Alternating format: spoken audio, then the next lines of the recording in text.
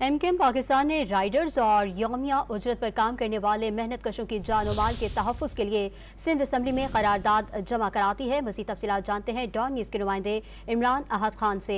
इमरान, तफसीलात से आगाह कीजिएगा।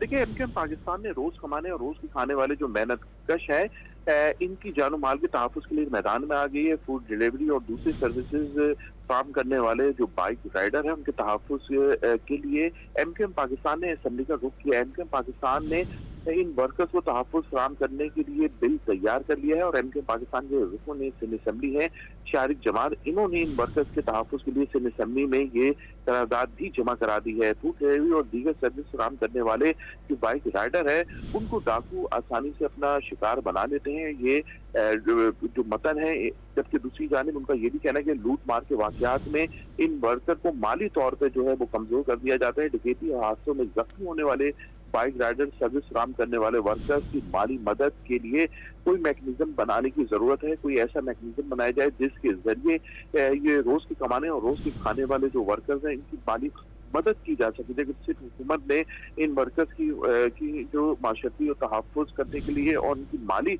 मदद करने के लिए कोई ना कोई ऐसा मुतालबा जरूर हम रखेंगे जिसमें इनकी मदद की जाए, ताकि ये जो है रात दिन जो काम करते हैं, बाइक लेके गलियों कूचों में जाते हैं और उनके हादसात हो जाते हैं, इससे अगर ये बच नहीं सकते तो कम से कम इनकी माली मदद जरूर की जाए हादसे के बाद। इमरान अहद खान तफसीलात से आगाह कर रहे थे, आपका शुक्रिया।